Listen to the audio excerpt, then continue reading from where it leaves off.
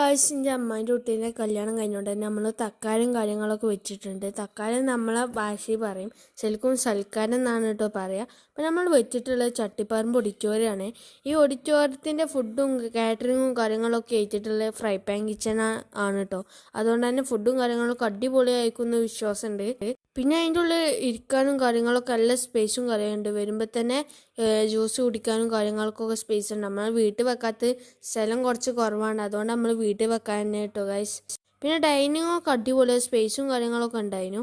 ഇതാണിപ്പോൾ ഗൈസിൻ്റെ എമ്മയും മെമ്മയും അങ്ങനെ നേരത്തെ കാലത്ത് എത്തിയോണ്ട് എമ്മയും മെമ്മയും വർത്താനം പറഞ്ഞിരിക്കുക കേട്ടോ. ഇത് ഫ്രൈ പാൻ കിച്ചണത്തെ കാക്കയാണ് കേട്ടോ. കാക്ക എന്ന് പറയുമ്പോൾ എൻ്റെ കുടുംബം തന്നെയാണ്. പിന്നെ ഉമ്മ ഉണ്ടാക്കിയ സാധനങ്ങളൊക്കെ കാട്ടി കൊടുക്കുകയാണ്. ഇത് വെൽക്കം ഡ്രിങ്കിൻ്റെ ഒപ്പം കൊടുക്കാൻ പറ്റുമോ എന്നൊക്കെ ചോദിച്ചു നോക്കുകയാണ് അമ്മ. പിന്നെ ഗൈസ് പരിപാടിക്കുള്ള സവനപ്പും കാര്യങ്ങളൊക്കെ ഉണ്ടായി. പിന്നെ അങ്ങോട്ട് സവനപ്പും കാര്യങ്ങളൊക്കെ നമ്മൾ ഇറക്കി വെച്ചാണ്ട് പിന്നെ ഫുൾ വീഡിയോ ഫുഡ് കഴിക്കേണ്ട വീഡിയോ ഒന്നും എടുക്കാൻ നമ്മൾ മറന്നു കേട്ടോ. പിന്നെ ഉമ്മാക്കും ഉപ്പാക്കും സ്റ്റേജിന്മേൽ കാരണം സ്റ്റേജിന്മേലൊക്കെ കയറി കുത്തിറക്കുന്നുണ്ട്. അപ്പോൾ രാത്രി ആയിട്ടുണ്ട്, പരിപാടി സ്റ്റാർട്ട് ചെയ്യാൻ സമയമൊക്കെ ആയിട്ടുണ്ട് കേട്ടോ. പിന്നെ ഇതാണ് നമ്മൾ ഇരിക്കുന്നത് ഡൈനിങ്ങിനുള്ള സ്ഥലം കേട്ടോ.